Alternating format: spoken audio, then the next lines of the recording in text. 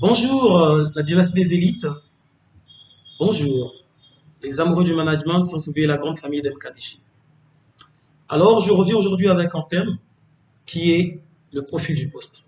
Suite à la dernière vidéo postée, vous avez voulu connaître le distinguo entre les missions du poste et le profil du poste. Donc, aujourd'hui, nous allons parler du profil du poste. Je suis Emma Bemitou, coach de carrière et fondateur du groupe MKDJ. Alors, qu'entendons-nous par profil du poste? Le profil du poste est un document qui nous permet de retracer les critères ou encore les compétences techniques et comportementales recherchées pour un poste précis. Je m'explique. Après avoir défini en bonne et due forme les besoins RH, après avoir défini les missions à un poste donné, il nous sied de définir en bonne et due forme le profil et donc le profil du candidat recherché. Au niveau du profil du candidat recherché, nous allons mettre en avant, d'une part, les compétences douces et d'autre côté, les compétences comportementales. Qu'est-ce que je dis? Alors, en ce qui concerne les compétences douces, donc nous allons voir plus précisément certains éléments tels que la ponctualité, l'esprit d'équipe, le dynamisme, l'écoute active. Nous allons mettre en avant tout ce dont nous recherchons que l'impétrant ou le postulant doit impérativement avoir. Les compétences douces, soft skills ou encore appelées comportementales, sont déterminantes donc quand tu postes. Nous vous allons demander à un technicien de surface d'être plus dynamique. Est-ce que c'est la même chose que nous allons demander à une secrétaire? Est-ce que c'est la même compétence que nous allons demander à un DRH? Est-ce que c'est la même compétence que nous allons exiger à toute l'équipe de l'entreprise? Tout dépend de la politique de recrutement de l'entreprise. Ah, effectivement. Tout dépend donc de la politique de recrutement de l'entreprise. Qu'est-ce que nous voulons mettre en avant?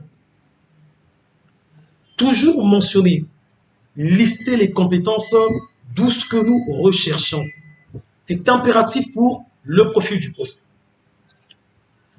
À côté des compétences douces, nous allons mettre en avant des compétences techniques. Et oui, au niveau des compétences techniques, ce que nous allons mettre en avant, c'est, par exemple, la maîtrise de l'outil informatique, c'est une compétence technique. La maîtrise de l'outil informatique, ou encore un niveau d'études bel et bien précis, bac plus 2, bac plus 3, bac plus 5, tout dépend des exigences du poste et de la caricature du candidat que vous recherchez.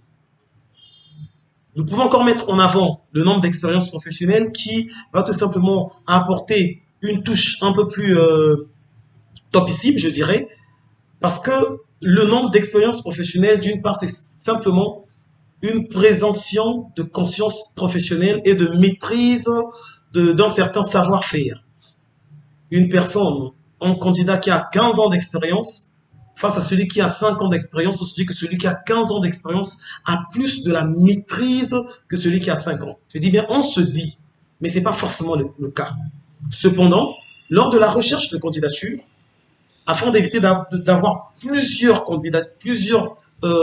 candidatures, mais d'avoir les candidats vraiment recherchés, le profil vraiment recherché, l'on se doit quand même de notifier le nombre d'années d'expérience. Cela est facultatif et dépend impérativement des missions.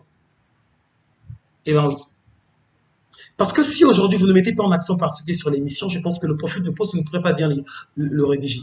Il est donc pour nous important de commencer par les missions. Donc dès que les missions sont bel et bien notifiées sur une feuille noire sur blanc, comme on le dit, actées, à ce moment donné, on intègre le deuxième volet qui est la rédaction donc, du profil du poste. Cependant, lors de la présélection, il faut tenir compte d'un élément. Le profil du poste est différent du profil du candidat. Le mieux serait que le profil du candidat puisse être en adéquation à hauteur de 70, voire 80%, pourquoi pas 100, mais c'est rare de trouver la perle rare. Donc, 70 voire 80% au profil du poste, qu'il y ait adéquation. Donc, si aujourd'hui, je vais lister 5 compétences techniques et 5 compétences comportementales, si aujourd'hui, nous avons besoin d'un assistant RH qui, en termes de compétences techniques, maîtrise Premièrement, je dirais l'outil informatique.